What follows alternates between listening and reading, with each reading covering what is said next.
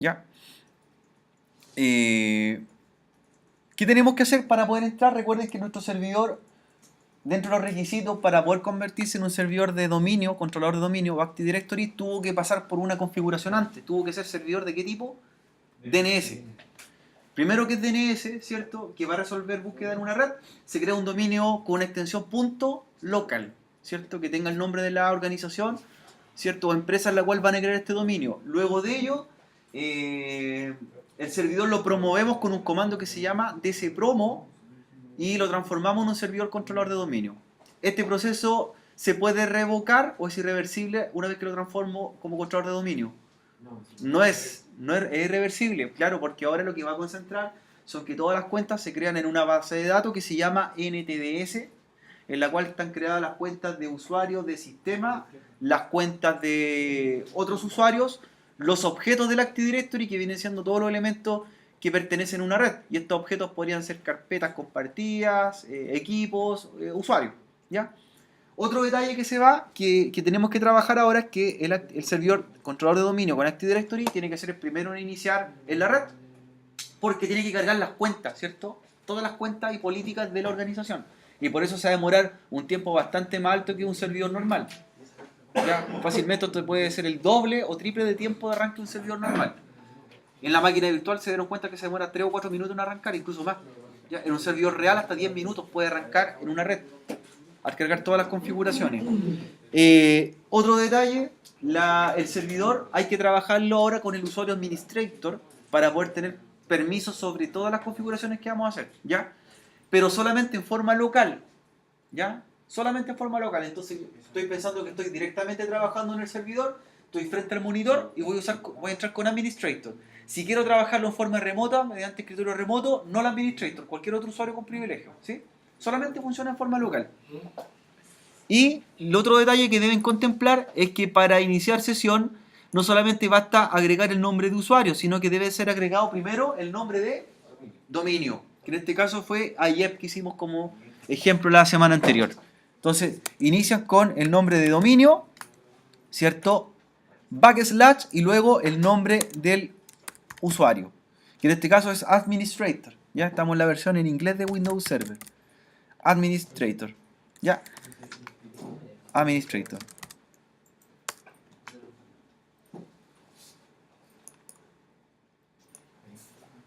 Ya, si entraron por primera vez con la cuenta Administrator, lo primero que les va a pedir es que cambie la contraseña, ¿cierto? Por primera vez. Recuerden que hay una política que está hecha que nos sugiere o nos pide que tiene que tener una extensión la contraseña. En este caso, ¿de cuánto? Dice mínimo 6 caracteres, mayúscula, minúscula, ¿cierto? Número y letra. Entonces cambiamos la contraseña por primera vez, para los que no lo han hecho, en este caso yo tampoco lo había hecho, y que considere ese tipo de política, mayúscula y minúscula, número y letra. ¿Ya? Y generan su contraseña. ¿Ya?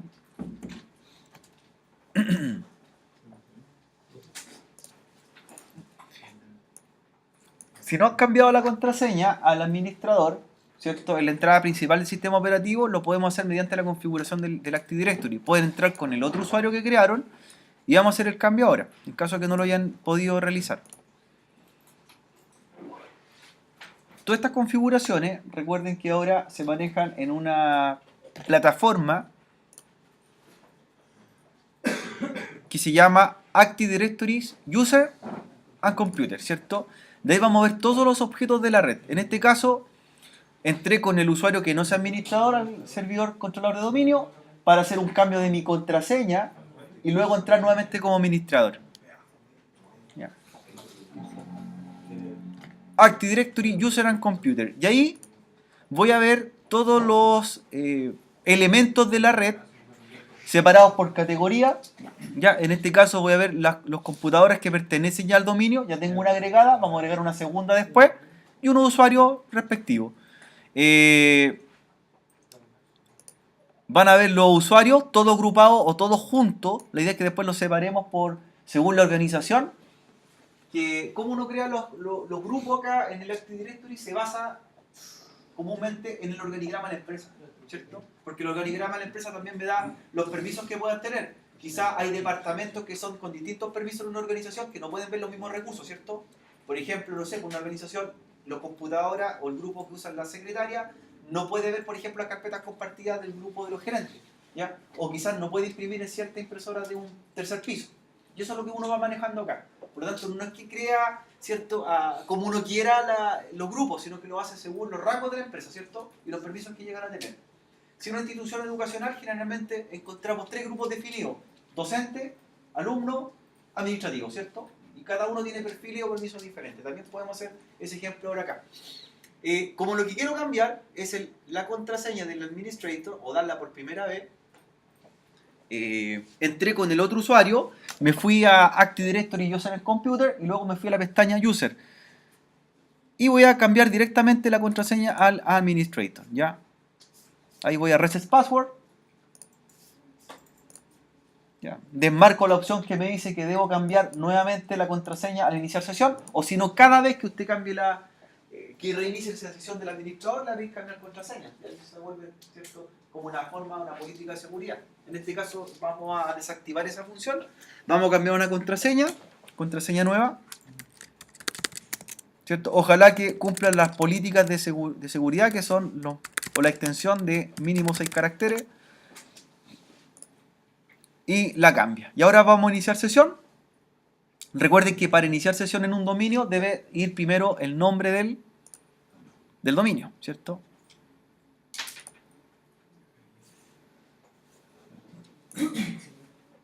Ahí vamos a ver si ya podemos entrar. Entonces, nombre dominio / usuario.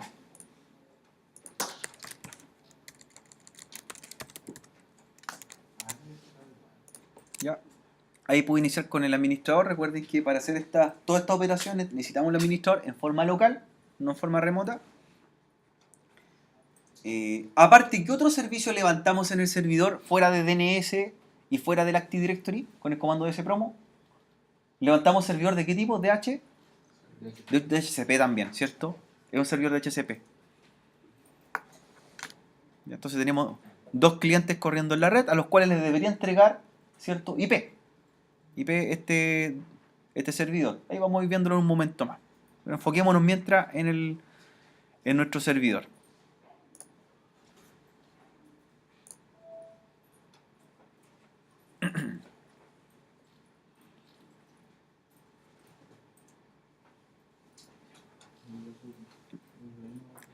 ¿Qué nombre debe tener siempre un servidor que es DNS? NS1. ¿Ese es una forma que nosotros declaramos o es una forma universal de darle un nombre? Siempre un servidor que sea el primer servidor DNS, o sea, un controlador de dominio, se llama NS1. Y así, cuando se va creando este bosque de servidores, a continuación sigue el NS2, NS3 o NS4, ¿cierto?, según la jerarquía o cantidad de servidores que tenga la organización. Nosotros, para nuestro taller, mínimo tener un NS1, y luego tiene el nombre del dominio, que en este caso se llama IEP.local, ¿cierto? Ya, esa es como la estructura básica para que nosotros vamos trabajando. ¿Con qué comando nosotros promovíamos un servidor a que fuera servidor de Active Directory? ¿Cuál es el comando para levantar esa configuración? dpromo, domain controller promo, ¿cierto? ¿Cómo se llamaba la base de datos donde se almacena el Active Directory? NTDS. ¿Dónde queda esa base de datos? ¿En qué parte? En User, en Windows, ¿dónde queda? Queda acá, en Windows. Esa base de datos que estamos apuntando ahí, ¿cierto? Le vamos a dar un pequeño zoom, que se creó cuando implementamos el Active Directory y pedí una contraseña para esa base de datos, ¿se acuerdan? Que ojalá no sea la misma del servidor, del usuario administrador, es la que guarda toda la configuración para nosotros y podría ser el motor del Active Directory. No es un archivo que nosotros lo podamos ver textualmente, son archivos que están cifrados y en los cuales ya, por ejemplo, nos damos cuenta que tiene un tamaño bastante grande para tener un par de cuentas, tiene 10 megabytes, ¿ya? A medida que yo voy creando usuarios u objetos en una red, como carpetas compartidas, como impresoras, como equipo, esa base de datos también va incrementando, ¿ya? ¿Es importante que la respalden cada cierto tiempo? Es importante, porque ahí está toda la configuración de la empresa, ¿ya?, del Active Directory, ¿ya? Respaldos que pueden ser secuenciales, respaldo en la nube, discos en RAID, que es buena opción hacer, ¿cierto? tener un RAID 0 mínimo, un RAID 1, un RAID 3, RAID 5, con discos replicados, pero para nosotros es esencial que esta base de datos la respalden, ¿ya? Sin esta base de datos no arranca el Active Directory ni el servidor controlador de dominio. Todas las contraseñas, todas las cuentas están ahí. ¿Ya? Si la pierde y no tiene acceso a ella, ¿qué podría hacer? Hágase bolita, ¿cierto? Hágase bolita. ¿Ya? Importante, no basta con hacerlo todo de nuevo. Imaginemos lo siguiente, el siguiente escenario, una empresa con 5.000 usuarios, cuentas creadas, que están asociadas al correo electrónico de Office 365, que está asociado a los servicios de Radius para autentificarse inalámbricamente del Active Directory, que está asociado a las 12 sucursales de una empresa, y no puedo acceder a ello. ¿Qué pasa en esa empresa en ese momento? ¿Qué puede hacer un usuario de la empresa? ¿Qué puede hacer un usuario cuando no tiene Active Directory? Nada. Nada. ¿Ya? Por lo tanto, es bastante crítico este respaldo de esta base de datos NTDS. Si yo la tengo respaldada previamente, podría levantar en poco tiempo un servidor de Active Directory y volver a importarla, ¿cierto? Y ahí podría solucionar en corto tiempo la problemática. Pero mientras no la tengo o está corrupta esta base de datos, estamos fritos. Muy fritos para poder levantar una configuración. ¿Ya?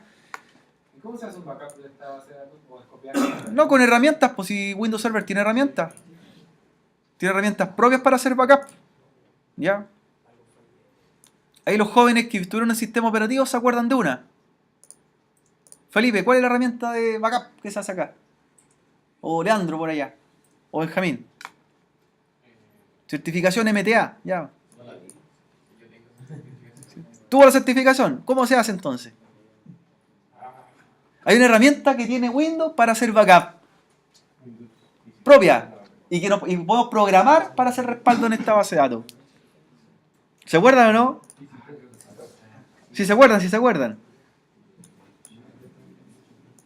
¿Cómo se llama la herramienta? Antes que la vaya levantando y mostrarla acá. ¿Cómo se llama? ¿Cómo se llama la herramienta? La que hace el backup propio, una herramienta propia. No, eso es para Windows cliente, en Windows Server. Ya llegué.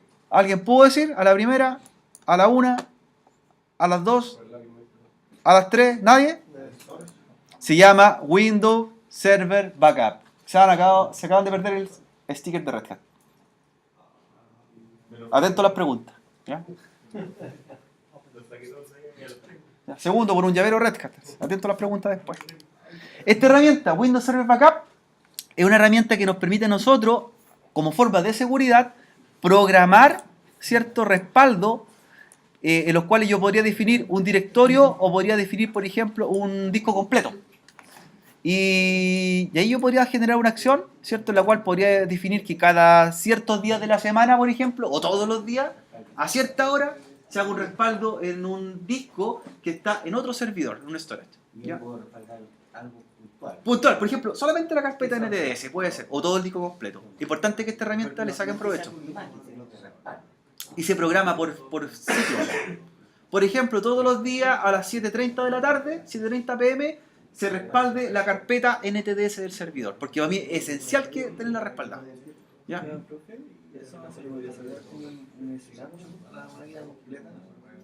Es que imagínate lo que se puede demorar en hacerse. Si tengo un servidor que está en ejecución y yo estoy haciendo un respaldo en ese momento, el servidor va a detener muchos de los servicios para poder hacer la copia. ¿Y qué pasa si ese servidor se ocupa las 24 horas? Entonces, es más importante quizás, más que todo lo que tiene el servidor, para mí, de todas las carpetas que tiene, la NTDS. Entonces, ¿qué es lo que haría? Apuntaría a que se respaldara esa carpeta, que no debería tener un tamaño tan grande en este momento, pero a medida que le voy creando objetos, puede tener después 50 megabytes, 100 megabytes, quizás, o va creciendo con el tiempo. Yo la carpeta que he tenido más grande que he visto, NTDS, tenía 1 gigabyte de almacenamiento, pero era de una organización que tenía 25.000 usuarios. Entonces, para llegar a eso, más o menos creció 1 giga y se programó un respaldo que se hiciese cada 1 hora. Porque era crucial que esa carpeta estuviera disponible. ¿Y por qué cada 1 hora? Porque iban pasando cambios en la red, ¿cierto? Se iban haciendo cosas. Generalmente haciendo políticas, contraseñas nuevas. Entonces, cada 1 hora respaldarla, las 24 horas del día. Y solamente esa carpeta. ¿Y a dónde apuntaba? A otro servidor, ¿cierto? No tendría lógica hacerle respaldo en la misma máquina, por cierto, sino que apuntara a otro servidor donde tenía otro disco y ahí se iba guardando la configuración.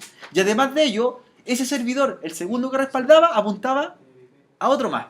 Entonces, ¿qué es lo que generaba? Una cadena de respaldo.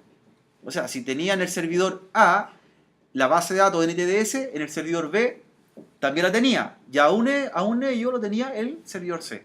Entonces, si tenía una falla en el A y en el B, tenía el C. Y además de ello, estaban ubicados geográficamente distantes. O sea, vamos al caso más extremo. Tengo un incendio en un data center. Tengo respaldado el servidor en otro servidor y se quema el data center. Están las dos máquinas en el mismo lugar. Pues entonces la tercera máquina estaba en otra ubicación. Y así tenía un plan de contingencia. Que así debería ser en realidad, ¿cierto? Y esto, ojo, no necesariamente pueden ser máquinas físicas. Pueden ser máquinas de qué tipo? Pueden ser máquinas virtuales, virtual machine. Solamente para respaldo, pero que estén en otra ubicación. Y ahí usted podría aplicar, si no tiene los recursos necesarios para hacerlo en sus servidores propios en otro lugar, podría arrendar servicios como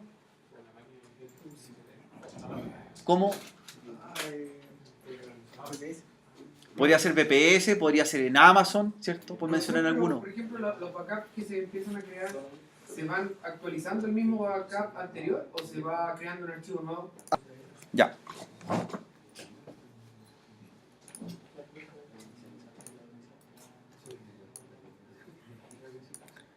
Recuerde que nosotros tenemos en la herramienta Active Directory User and Computer toda la configuración del dominio, ¿cierto? Ahí está nuestra base del dominio, que se almacena en un directorio que se llama NTDS, ¿cierto? Todo eso que vemos ahí está almacenado en el NTDS. Entonces, lo que vamos a hacer ahora es crear, según nuestra estructura simulada de una empresa, unos grupos. ¿Ya? Unos grupos para crear un usuario y ver qué permisos puedan tener unos con otros. ¿Ya? Entonces, dentro de las cosas que puedo crear en un dominio, ¿cierto? Aquí en el nivel superior, en el que se llama yes.local, aparecen impresoras, aparecen usuarios, carpetas compartidas, grupos, pero hay un punto que se llama unidad organizacional. Y la unidad organizacional es la raíz del organigrama de cualquier empresa que nosotros podríamos crear. Supongamos que nosotros estamos haciendo en este ejercicio el dominio para el Instituto IEP, ¿cierto? Y nosotros podríamos encontrar tres grupos bien definidos. ¿Cuáles serían? Docente, estudiante, administrativo, ¿cierto? Entonces, ¿qué es lo que vamos a crear? Tres unidades organizativas que tengan los mismos nombres que podrían tener en ese organigrama. Aquí no nos vamos a enfocar, por ejemplo, a niveles mayores como rectoría, ¿cierto? Dirección académica, no, como tres específicos, pero pueden ser muchos más, ¿cierto? Cada uno puede tener distintos perfiles. Entonces ahí usted crea unidad organizativa, le da el nombre que va a tener esa unidad organizativa, vamos a hacer uno que se llame docentes, ¿por qué en plural y no en singular? Advierte algo, ¿qué dice? Proteger contra el borrado accidental, porque si, imagínense lo siguiente, estoy creando una unidad organizativa docente y no sé, por esta organización hay 1000 docentes ya y los tengo agregados como usuarios. ¿Qué pasa si borro esa unidad? ¿Qué va a borrar? Todo lo que está dentro, todos los usuarios de esa organización, de ese grupo. Entonces, ojo con eso. Ya, creo unidad organizativa que se llame docente, voy a crear otra que se llame estudiantes. Y creo una tercera que se llame administrativos. ¿Ya?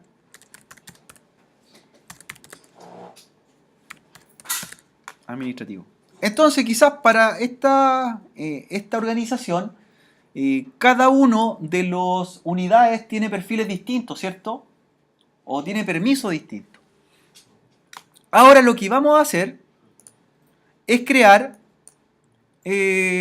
usuarios dentro de cada una de las organizaciones, ¿ya? Vamos a crear unos usuarios estudiantes y a modo de ejemplo unos usuarios docentes.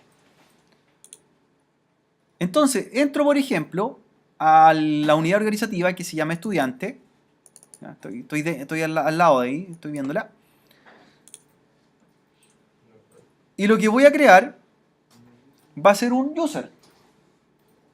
Por ejemplo, estudiantes, new user. Y cuando crea un usuario, usted llena los datos específicos del usuario, ¿cierto? Cómo se debe hacer una organización. ¿Por qué es importante que vaya el correo electrónico y toda esta información? Porque se asocian a otros servicios, ¿cierto? Como el correo corporativo o los sistemas de intranet, por ejemplo, como la red inalámbrica con Radius. ¿Cómo se llama el segundo protocolo de autentificación que era parte de Radius? Había dos protocolos de autentificación con WPA2 Enterprise.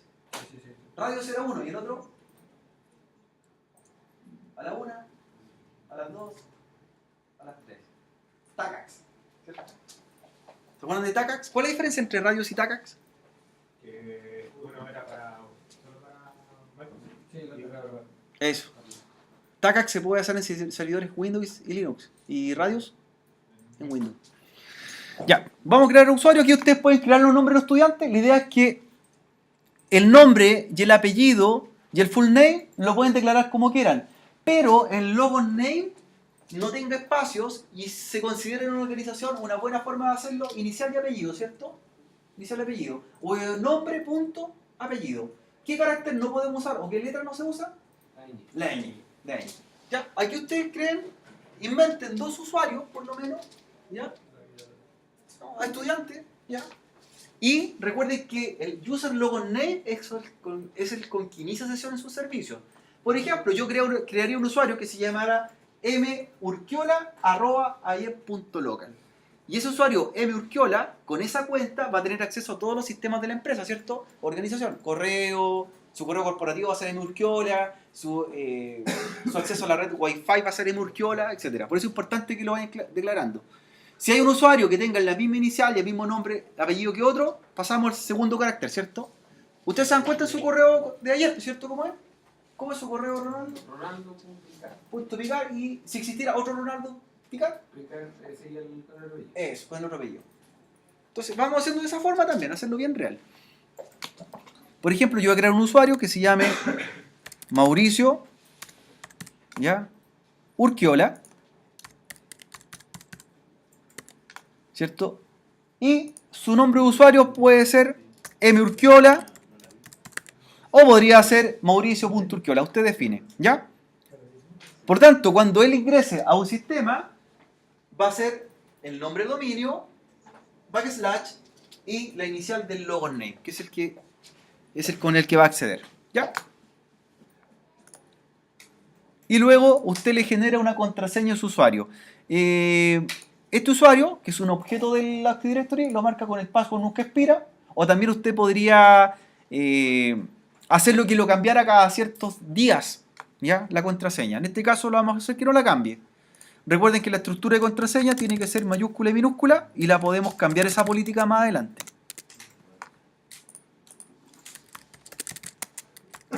Ya no necesitamos ser usuarios en los PC, lo estamos haciendo en el dominio.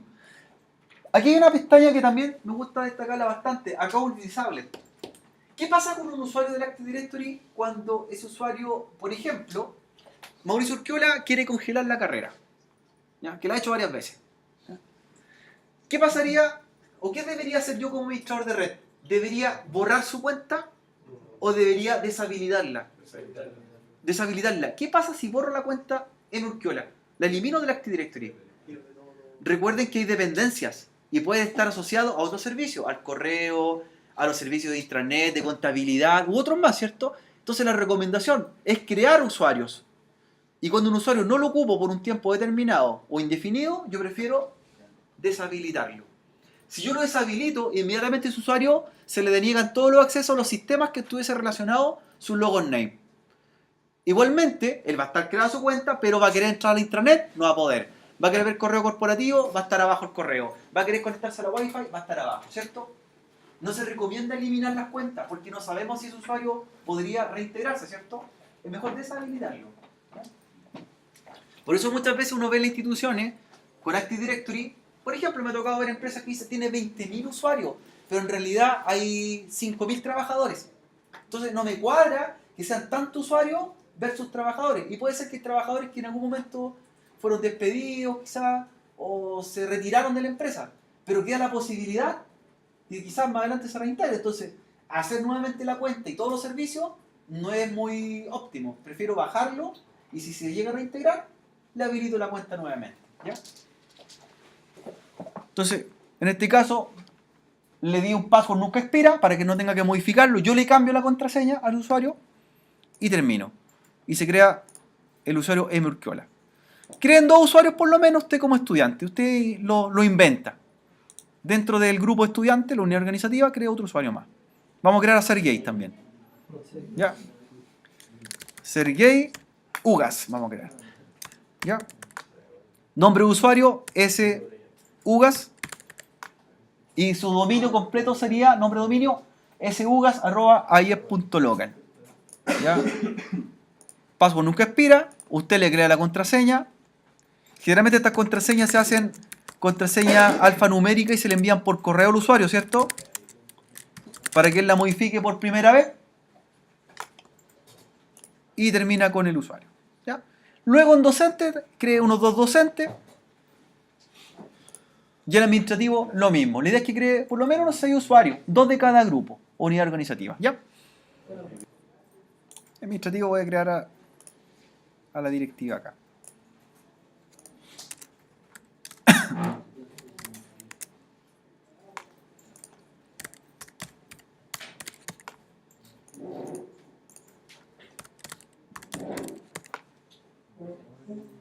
¿Este proceso debe ser manual, hecho cada vez que aparece un usuario nuevo? Sí, hay que hacerlo manualmente. Profesor, ¿por qué ahora no aparece habilitado el servicio para desactivar la contraseña de forma mayúscula, minúscula? Porque eso es parte del dominio ahora, no es local. Antes lo hicimos en la máquina, ¿Ya? ahora es del dominio. Ya. Es diferente, ¿ya? Recuerden que ahora los usuarios, las políticas y los cambios no son en los PC, ni en las máquinas. ¿Dónde son? En el Active Directory. Entonces todo lo que podamos hacer, lo vamos a cambiar en el Active Directory. Vamos a agregar a 2 usuarios más.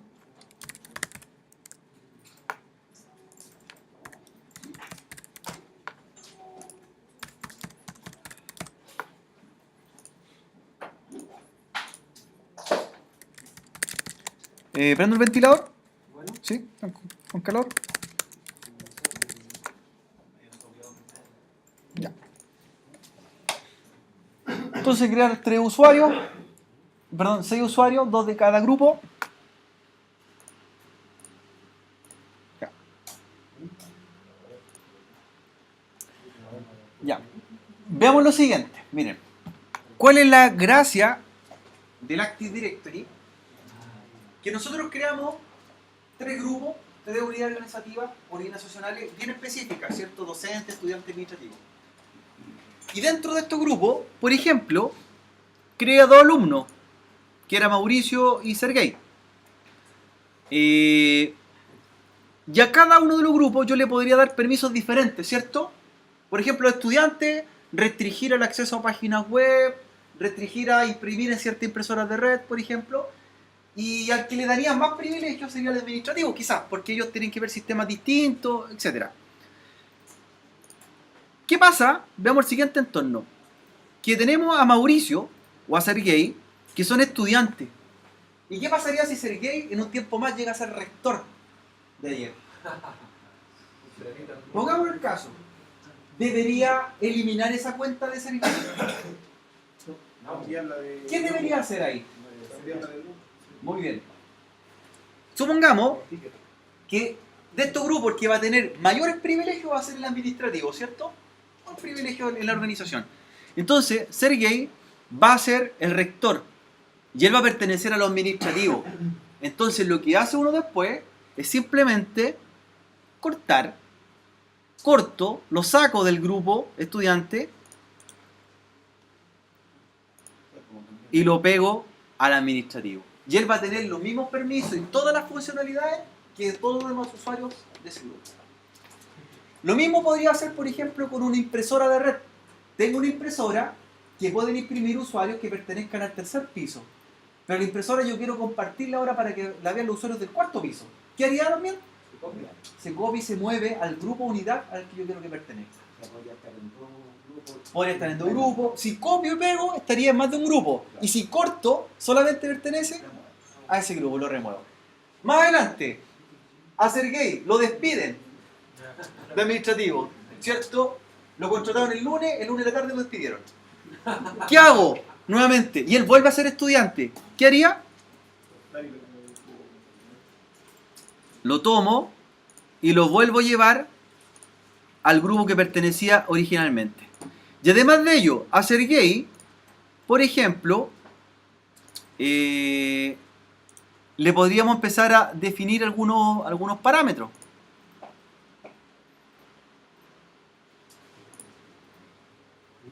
Por ejemplo, Sergey lo van a bloquear un tiempo de la organización. ¿Qué debería hacer con la cuenta? Un loop account, ¿cierto? Un loop account. Vamos a hacer lo siguiente. Tenemos ya los 3 grupos creados, las unidades organizacionales, bien definidas, con grupos que ustedes, los usuarios que los pueden mover de grupo, o etcétera. Y lo que vamos a hacer ahora es definir, por ejemplo,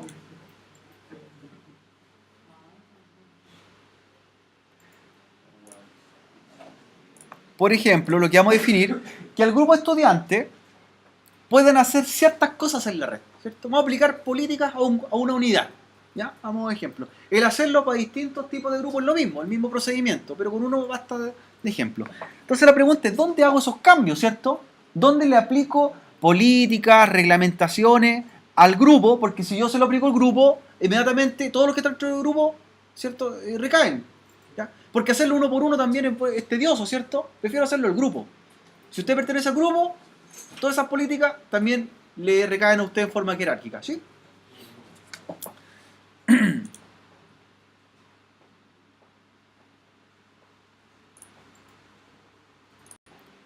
Para hacer políticas que pertenezcan a ese grupo en específico, ustedes van a ir a una herramienta que tiene su propio nombre, que hace referencia al cambio que van a hacer. Se llama Growth Policies Management.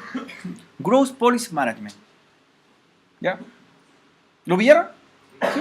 Está también en herramienta administrativa. Si a ustedes les queda más cómodo, les puede hacer un acceso directo después para encontrar la herramienta. Tanto al Active Directory User and Computers o también al Growth Policy Manager. ¿Ya? Entonces, en Growth Policy Management, ¿cierto? Levanta esta herramienta y van a aparecer, ¿cierto? Su dominio completo. Incluso, ¿qué aparecen por ahí? Lo que creamos un rato. Las unidades que creamos, ¿cierto? Las unidades. Entonces, por ejemplo, si a una unidad en especial, tengo administrativos, tengo docentes o estudiantes, quiero editar o crear política, lo puedo hacer de 2 formas. Las puedo hacer desde cero, ¿cierto? Y yo creo las políticas, si es que no existen, o también puedo tomar una plantilla que está hecha y editarla, ¿cierto? Aproximadamente vienen más de 5.000 plantillas de política hechas. O sea, usted puede imaginarse desde cosas súper básicas hasta complejas que puede aplicar. Por ejemplo, quiero prohibir que los usuarios estudiantes puedan poner un pendrive en el panel frontal del computador. ¿Se puede hacer esa política? Se puede hacer. Viene una política que hace referencia al hardware y bloquea los puertos USB del panel. Entonces, si yo entro con mi cuenta de estudiante en un PC de la organización, automáticamente no tengo acceso ¿a qué cosa? A los puertos delanteros o frontales del PC. Por ejemplo, podría crear una política. No quiero que el grupo estudiante pueda cambiar la dirección IP de la tarjeta de red. ¿Se puede hacer? También le bloqueo el acceso a la tarjeta de red del PC. ¿Ya? Por eso ustedes se dan cuenta que hay varias restricciones aplicadas al equipo, ¿cierto? ¿Pero por qué? ¿Se aplican al equipo o se aplican al usuario?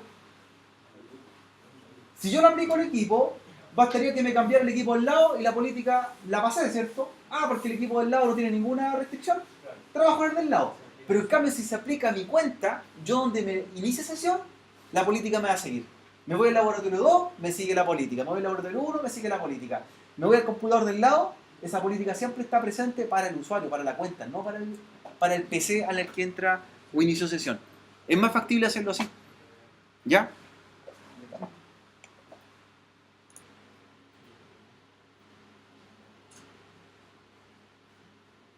Entonces, si quiero ocupar una plantilla, ¿cierto?, a utilizar para estudiantes, yo puedo crear una GPO. ¿Qué significa una GPO? ¿Qué es la sigla GPO? Yo le mandé un apunte el otro día. Gross Polit Object, ¿cierto? Objeto de la grupo política. Los objetos del Active Directory. La puedo hacer desde cero y le doy el nombre, ahí la personaliza y usted empieza a crear las configuraciones necesarias. O puedo usar una política asociada a una GPO existente, ¿ya? Incluso tiene un modelador de política si usted no sabe nada y quiere empezar de cero, ¿ya? Puede ocupar un modelador de política y un asistente que le va diciendo cómo hacerla. Un Growth Policy Modeling Wizard, ¿ya? De ahí, paso a paso, siguiente, me va diciendo qué es lo que debo hacer. Vamos a ir siguiendo un ejemplo para estudiantes con el modelador, en el manual, ¿cierto? Me explica que va a ser una política que va a ser para el dominio yes.local y que va a estar almacenada en el servidor ns1 yes.local, que es el controlador de dominio, ¿ya?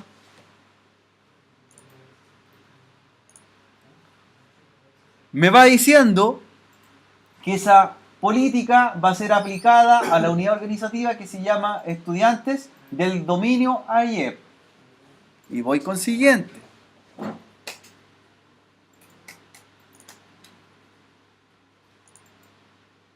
Ya.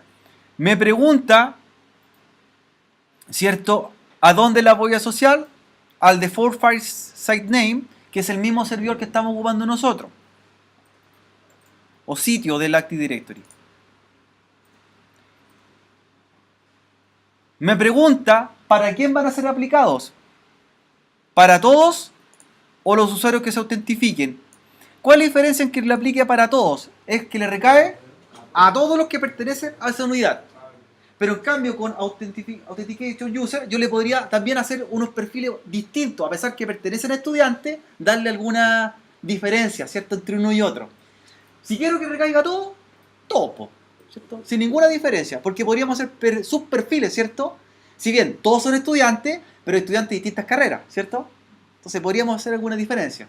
Por ejemplo, que los estudiantes del área informática tuvieran unos perfiles diferentes a los estudiantes de construcción, para poder hacer algunos cambios en los equipos que necesitan instalar programas, ¿cierto? Quizás hacer cosas un poco más avanzadas. Se puede hacer. Entonces puedo elegir a los usuarios autentificados o a todos, everyone. Ya elijo que everyone.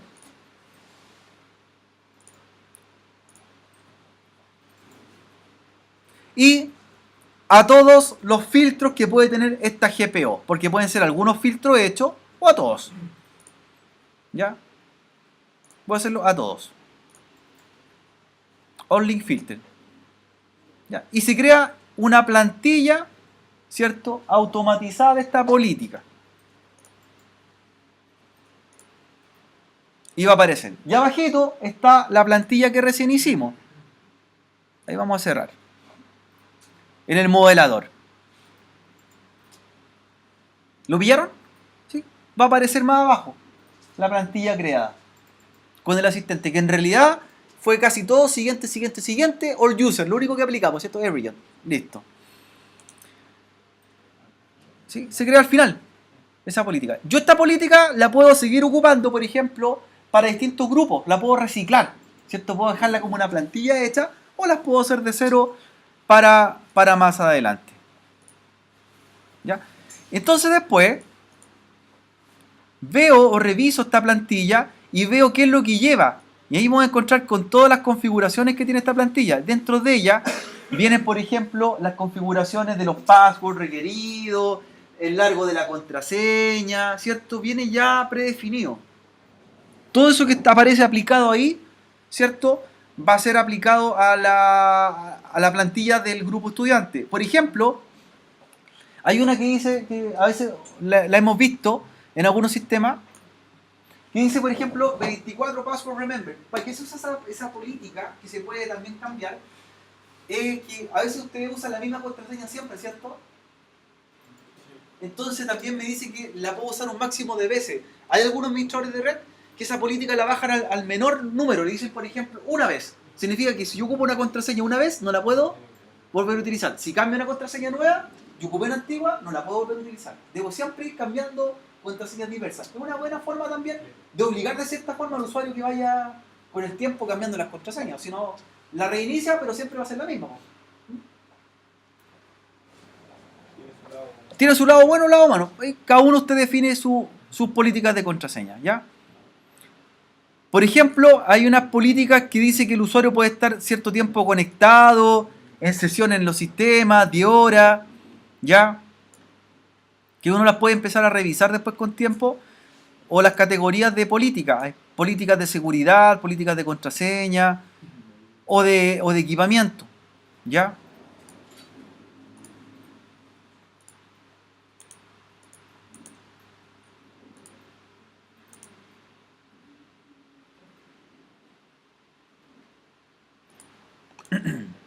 ¿Cómo edito las políticas? Porque nosotros creamos una que se llama estudiantes, para el grupo estudiantes.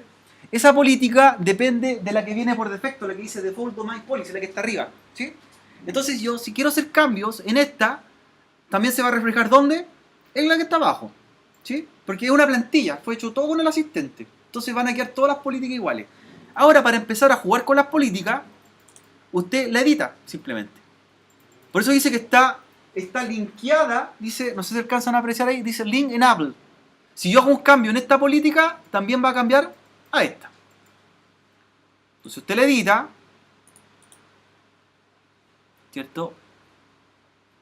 Editar, y van a aparecer todas las categorías de políticas o restricciones que puede hacer en el equipo. La idea es que echemos un vistazo a alguna de ellas porque son bastantes las que podríamos encontrar, y la idea es que vea cuáles sean las de su interés que podría aplicar para verla en ejecución.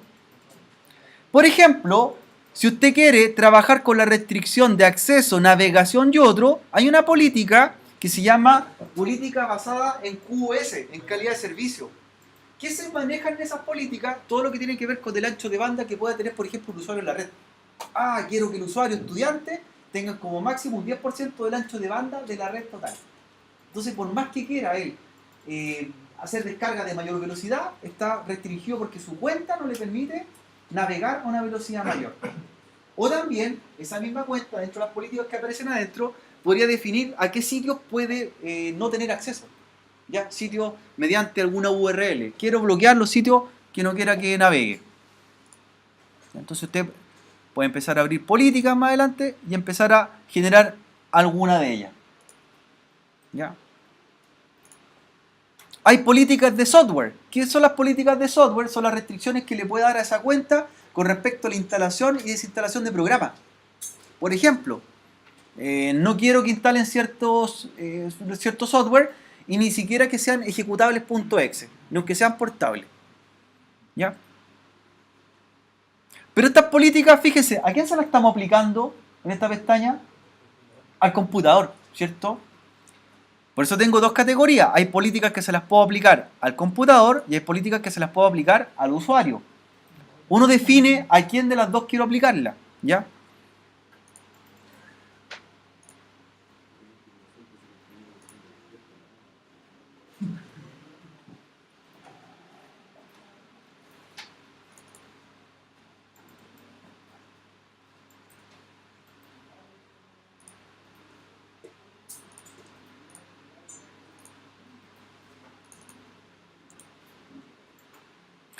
Hay una política que es interesante que la podrían ver, que dentro de las políticas de computador, la que se llama Software Installation.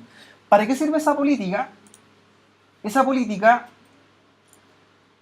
que aparece en la pestaña Package, no tengo ningún programa aquí para mostrarlo, hace lo siguiente. Supongamos que le piden instalar en los equipos de un dominio cierto programa, cierto software. Y usted lo puede hacer manual 1 a 1 o lo puede instalar ¿dónde? Aquí. Si yo, por ejemplo, busco en esa política Software Installation, el package, instalo, por ejemplo, el Office, aquí en el server. ¿Qué va a aparecer en los equipos de los usuarios cuando después inicia sesión con su cuenta? El software instalado, el package. Entonces el equipo va a buscar el paquete de instalación que está en el Active Directory y lo va a cargar directamente. Entonces, si yo esta política la estoy aplicando ahora y esa está aplicada a los estudiantes y en esa organización hay 500 estudiantes, a los 500 estudiantes les va a aparecer el programa instalado que estoy instalando acá. Pero también hay que empezar a definir, porque si yo lo instalo, a todos los estudiantes van a tener los mismos software, ¿cierto? Entonces por eso también hay que empezar a diferenciarlo. Quizás ahí me convendría empezar a hacer unidad organizativa más específica, ¿cierto? Si están los estudiantes, también están los estudiantes de informática, ¿cierto? Los de construcción que tienen software diferente. O si no, a todos les van a aparecer todos los programas. Por ejemplo, si este fuera la política para el grupo unidad organizativa de los estudiantes de informática, yo instalaría el VirtualBox, por ejemplo, ahí. Entonces, a todos los estudiantes les va a aparecer. ¿Puedo crear una unidad dentro de otra unidad? Se pueden hacer subunidades dentro de otras. Es que también están los grupos. Hay otra categoría: dominio, unidades, grupos. El grupo vendría siendo la escala que sigue la unidad. Ahí te convendría hacer un grupo. Tengo la unidad estudiante y a la unidad estudiante le hago el grupo. De ahí hago grupo informática, grupo contabilidad, grupo párvulo. Y después los voy linkeando.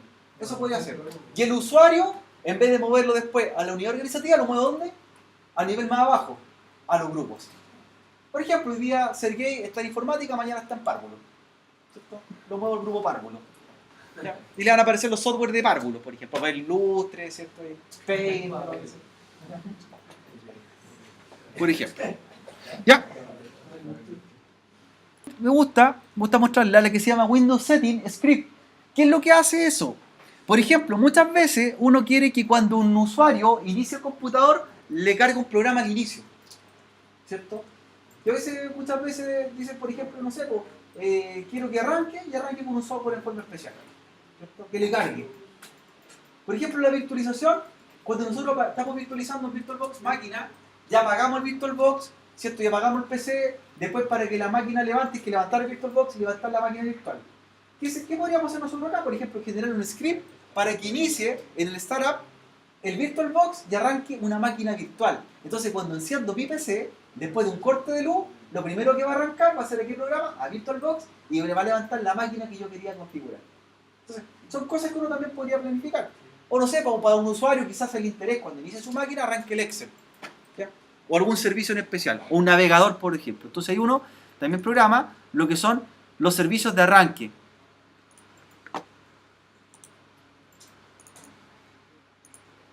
¿Cierto? Y ahí yo añadiría, por ejemplo, buscaría el ejecutable del programa que quiero que arranque el usuario cuando su máquina se inicia por primera vez. Y le va a aparecer cargar la pantalla quizás cuando encienda su PC.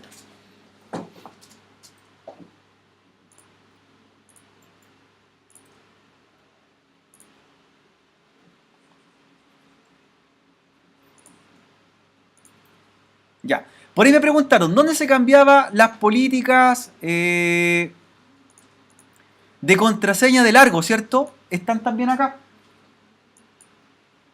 Entonces, en la pestaña Security Setting, ya, le van a aparecer las Account Policy y dentro de ellas están las Password Policy. ¿Y cuál es la que viene habilitada por defecto? ¿Cierto? Que requiera un largo de una contraseña. Esa la vamos a deshabilitar en este caso.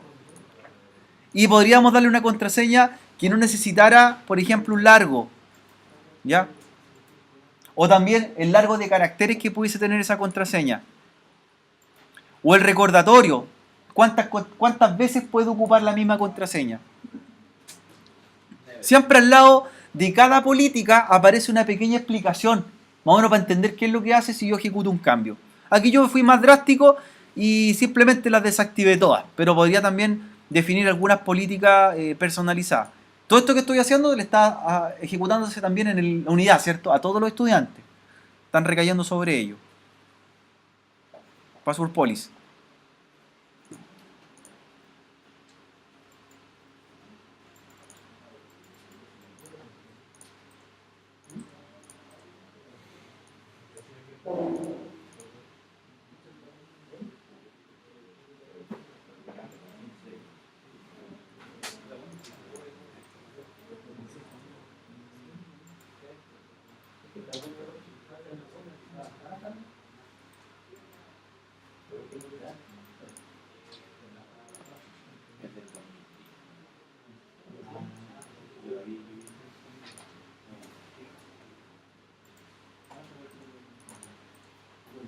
Por ejemplo, más abajo, seguimos revisando, hay unas que hablan sobre, o son plantillas de política que son con respecto a la configuración del equipo en sí.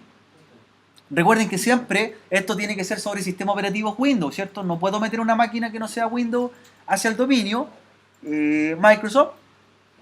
Pueden ser máquinas Windows XP, clientes Windows 7, 8, Vista, o 10, ¿ya? Y en el caso que yo no pueda usar Windows como sistema operativo para el Active Directory, hay una alternativa. ¿Cuál podría ser? Hay una alternativa en Linux. ¿Cómo se llama el que es similar a Active Directory pero en Linux? ¿Cuál es la tecnología? Si queremos levantar un dominio donde existan máquinas de dos tecnologías, Windows y Linux, ¿con qué podríamos hacerlo? Que también tiene cuentas, también tiene objetos. ¿Cómo se llama esa herramienta? ¿De Linux? Porque aquí me amarra que sean puras máquinas Windows, ¿cierto? ¿Qué pasaría si tengo máquinas Linux en la red? ¿Se acuerdan o no? Ya, se llama LDAP. LDAP es la tecnología o la arquitectura que usa Linux para agregar máquinas Linux a dominios Windows, ¿ya? Cuando tengo máquinas de distintas plataformas. Pero tiene que ser hecho, es lo mismo que hacer un Active Directory, pero en Linux, ¿ya? Y se integra.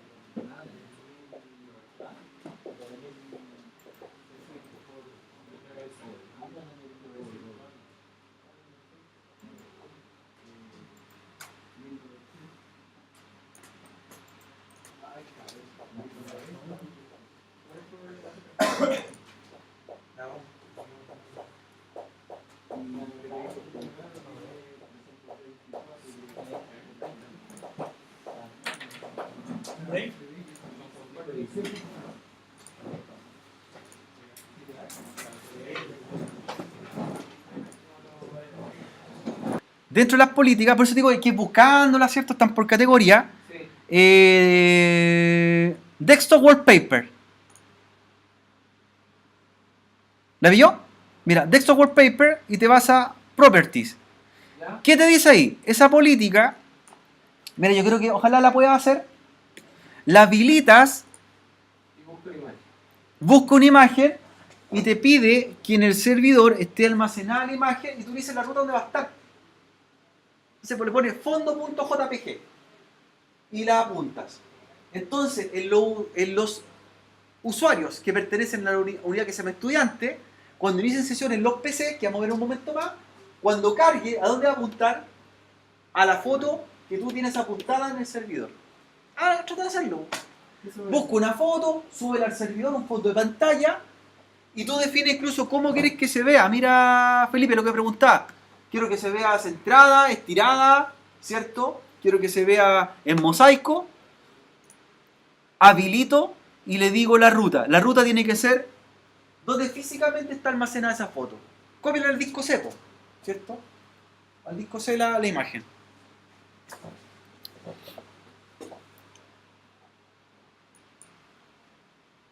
Política te pregunta de dónde quieres obtener la fuente de la fotografía. El fondo pantalla puede ser de la misma máquina, tendrías que poner la ruta local, local patch, C, dos puntos y la ruta, o también la puedes sacar de otra máquina en la red, ¿cierto? Backlatch, ¿cierto? Y la carpeta compartida. Tú eliges cómo la quieres obtener.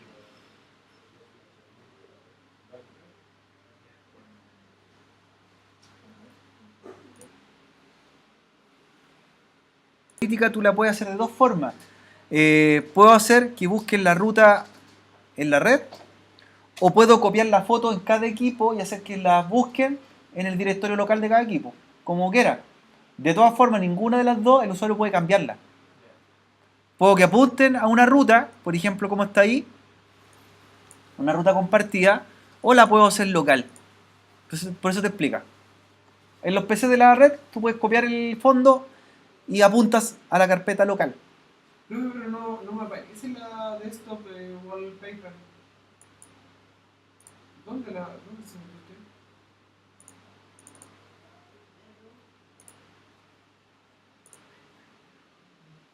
En usuario, User Configuration. Ah, en user. Sí, porque tú la estás aplicando al usuario, no a la máquina. Arriba, las que están arriba, tú la aplicas al computador, Claro. a la máquina. Y abajo tú te la estás aplicando la política al usuario.